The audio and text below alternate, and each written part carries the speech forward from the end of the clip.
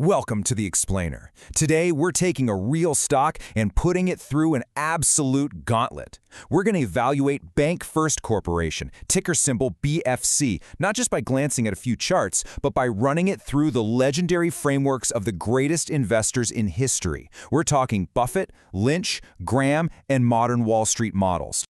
Here is our game plan for the gauntlet. First, the company snapshot. Second, the Buffett lens. Third, the Lynch lens. Fourth, the Graham lens. Fifth, modern valuation models. And finally, number 6, our synthesis and final verdict. All right, part 1, the company snapshot. Let's meet Bank First. So what exactly are we feeding into our valuation machine today? Bank First is a highly relationship-driven regional bank operating mainly out of Wisconsin and Illinois. They've got a $1.6 billion market cap, and they've been aggressively expanding their footprint. Just recently, they scooped up Central One Bancorp, which literally bumped their total assets up by a massive 33%. It's a classic regional banking story, adding wealth management teams, scaling up, and cutting overlapping costs. Let's look at the baseline numbers to set the stage. Right now, it's trading at $143.06 a share. With a trailing earnings per share of $7.18, you're looking at a PE ratio of 19.8. And their book value per share, meaning if we liquidated the entire bank today, what the raw assets are worth, sits at $73.05. This is our starting line. Now we have to figure out if BFC is wildly overvalued or if we found a hidden gem. Moving right along to part 2, the Buffett lens. We are looking for moats and margins of safety.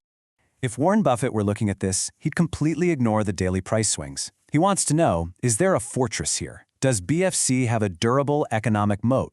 For a regional bank, that moat is all about sticky brand loyalty. And BFC actually has this. They offer highly localized, integrated wealth management and trust services. Once you lock a customer into those deeply personal services, it is incredibly inconvenient for them to switch banks. Checking Buffett's qualitative boxes, BFC passes with flying colors, honestly. You've got CEO Mike Malevsky running an honest, disciplined expansion. The balance sheet is rock solid. Just $124.8 million in borrowings against almost $820 million in stockholders' equity. That is beautifully manageable debt. Add in a consistent return on equity of 10.11% and a 5-year earnings growth rate of 13.4% per year. Buffett absolutely loves this kind of boring, predictable compounding. But here's the catch. Buffett is notoriously ruthless on price. To estimate his concept of owner earnings, let's borrow our future discounted cash flow intrinsic value, which comes out to $185.59. Now, Buffett demands a margin of safety, right? A buffer in case his math is wrong.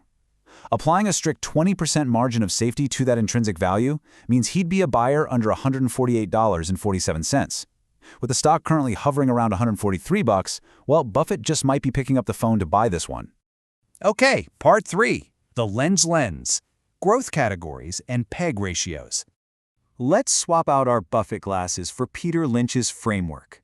Lynch loved to categorize stocks to figure out the story. He would almost certainly peg BFSC as a stalwart. It's not some hypergrowth tech startup, but it's far from a dead-in-the-water utility. Delivering a reliable 13.4% earnings growth over 5 years, plus a really solid dividend history, that is the textbook definition of a stalwart, offering downside protection. Here's where it gets a little hairy, though. Lynch was obsessed with the PEG ratio, which compares the PE ratio to the growth rate. A PEG of 1.0 or less was his sweet spot. It meant you were paying a perfectly fair price for the growth. But for BFC, we take that 19.8 PE divided by the 13.4% growth, and we get a PEG of 1.47. Ouch! In Peter Lynch's world, that means the stock is looking pretty overpriced for the growth it's actually delivering. And Lynch always checked what the insiders were doing. If the people running the show are buying, it's a great sign. But here, we actually have a bearish signal. Insiders have been net sellers, offloading roughly 15,000 shares in the second quarter of 2026 alone. So a high PEG ratio combined with insiders cashing out, Lynch would probably put this right into the avoid pile for now. Let's keep moving. Part 4, the Graham lens, the defensive investor. Enter Benjamin Graham, the undisputed father of value investing. He strips away the narrative entirely. No stories, just cold, hard numbers. Running his strict defensive investor checklist, BFC easily passes on adequate size, financial condition, and earning stability. but it spectacularly fails its pricing rules.